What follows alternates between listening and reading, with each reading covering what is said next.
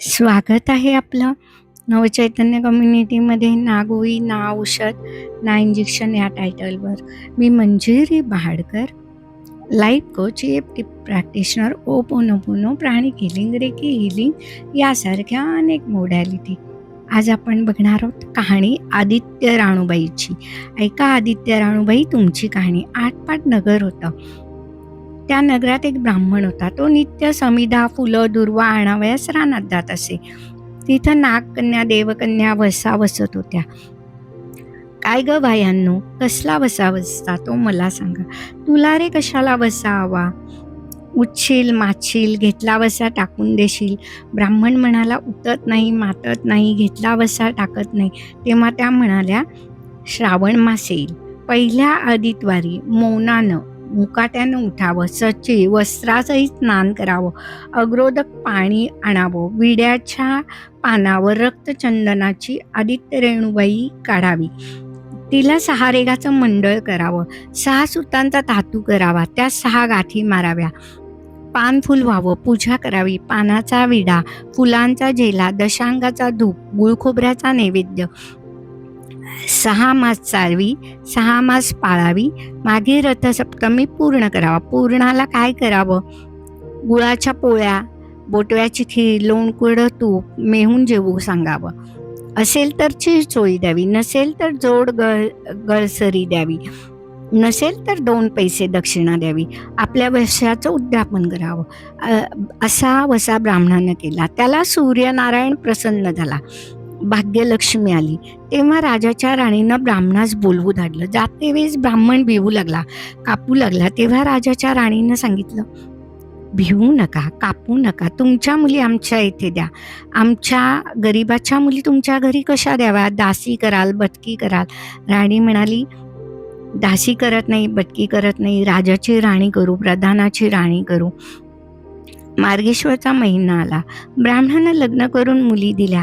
राजाची घरी दिली, एक प्रधानाची घरी दिली.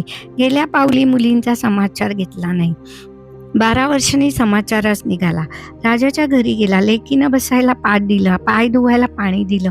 बाबा बाबा गुळ खा, पाणी प्या. गुळ खात नाही, पाणी पित नाही. माझी कहाणी करायची आहे, तू ती ऐक. तुझी कहाणी ऐकायला मला वेळ नाही. राजा पारधीला जाणार आहे, त्याला जेवायला उशीर होईल. तोच त्याच्या मनात राग आला. तिथून निघाला, प्रधानाच्या घरी गेला.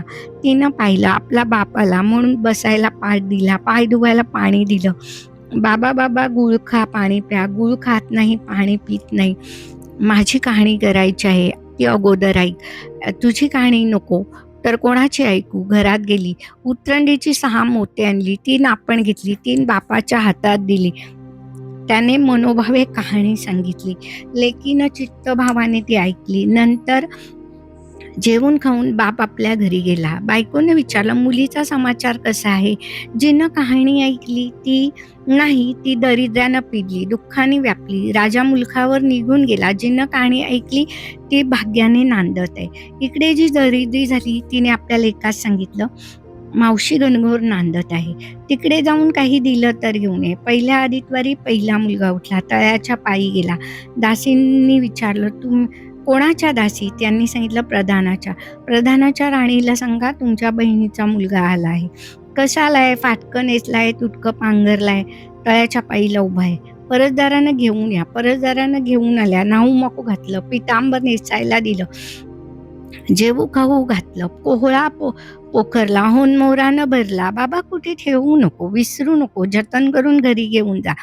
वाटेनं जाऊ लागला. तो सूर्यनारायण माळ्याच्या रूपानं आला. हातीचा कोहळा काढून नेला. घरी गेला. आईनं विचारलं, मावशीनं काय दिलं? दैव दिलं, कर्मानं नेलं. पुढे मावशीने दिलं, पण ते सर्व गेलं. पुढे दुसऱ्या रविवारी दुसरा मुलगा गेला. तळ्याच्या पाठी जाऊन मागच्याच वेळेसारखं दासींनी त्याला परसदारांनी घरी आणलं. नाहूमाकू घातलं, पितांबर नेसायला दिला, काठी पोखरून होनमोहरांनी भरून दिली. बाबा कुठे नेऊ नको, विसरू नको, घरी घेऊन जा असं सांगितलं. वाटेत सूर्यनारायण बुराक्याच्या रूपानं आला. हातातली काठी काढून घेतली. झालेली गोष्ट राणीला सांगितली. ती म्हणाली, दैवाने दिले पण कर्माने नेले. पुढे तिसऱ्या आदित्यवारी तिसरा मुलगा गेला. तळ्याच्या पायी उभा राहिला. पहिल्यासारखंच प्रधानाच्या राणीने त्याला घरी आणलं. नाहू माकू घातलं. पितांबर नेसायला दिला. जेवू खाऊ घातलं. नारळ पोखरून हुनमोहरांनी भरून दिला. कुठे ठेवू नको, विसरू नको सांगितलं. घरी जाताना विहिरीच्या काठी नारळ ठेवून पाणी प्यायला विहिरीत उतरला. तो नारळ गडगडून विहिरीत पडला. घरी गेल्यावर आईने विचारलं, मावशीने काय दिलं? मावशीने दिलं, पण दैवाने ते सर्व बुडालं. चौथ्या आदित्यवारी चौथा मुलगा गेला. त्यावेळेलाही प्रधानाच्या राणीने त्याला घरी आणलं. नाऊ माकू घातलं. पितांबर नेसायला दिला. जेवू खाऊ घातलं. दह्याची शिदोरी होनमोहरा घालून दिली. सूर्यनारायण घारीच्या रूपानं आला. हातची शिदोरी घेऊन गेला. आईनं विचारलं, मावशीने काय दिलं? मावशीने दिलं, पण ते सर्व गेलं.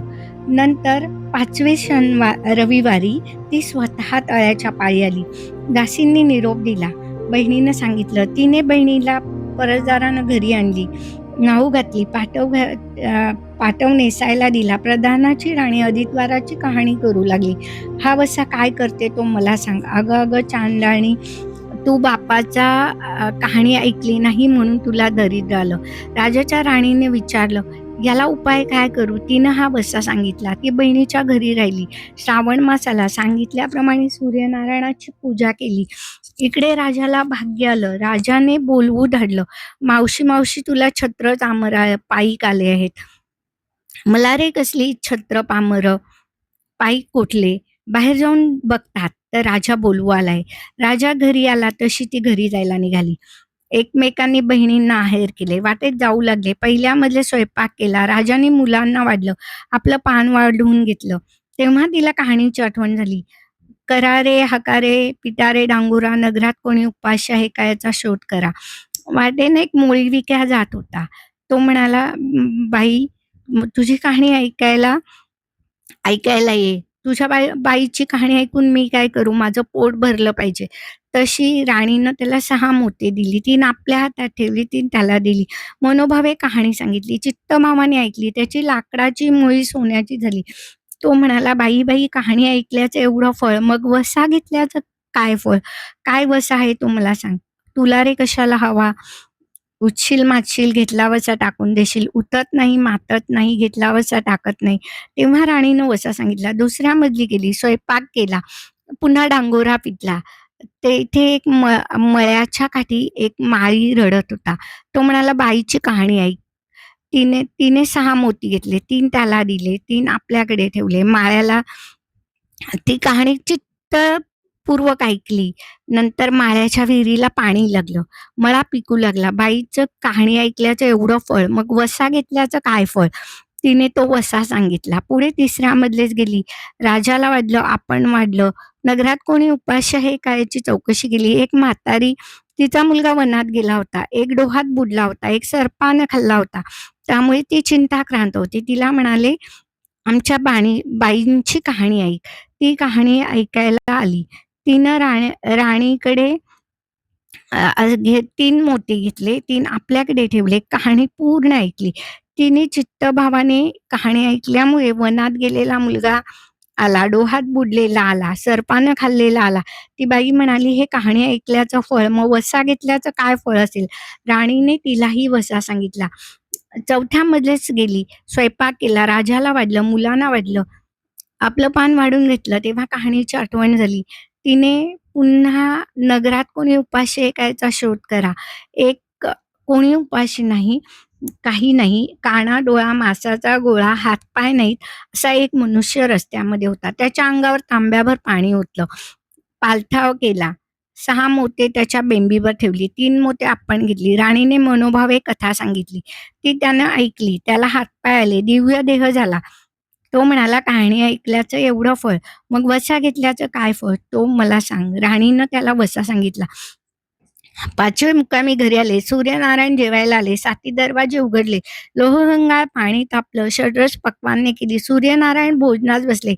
त्यांना पहिल्या घासास केस लागला. ते म्हणाले, अगं अगं, कोणा पापिणीचा केस आहे? राजाच्या राणीला 12 वर्ष दारिद्र्य आलं. तिनं आदित्यवारी वचणीला बसून केस विंचरले. काळं चावळं डोईचा केस, वळचणीची कडी, डाव्या खांद्यावरून वेशी बाहेर टाकून दे. राजाच्या राणीला सूर्यनारायणाचा कोप झाला तसा कोणाला होऊ नये. ब्राह्मणाला मोळी विकायला, राजाच्या राणीला माळ्याला, म्हातारीला काना-डोळा, मांसाचा गोळा इतक्यांना सूर्यनारायण प्रसन्न झाला. तसा तुम्हा मावो ही 60 उत्तराची कहाणी 5 उत्तरी सुफळ संपूर्ण. धन्यवाद.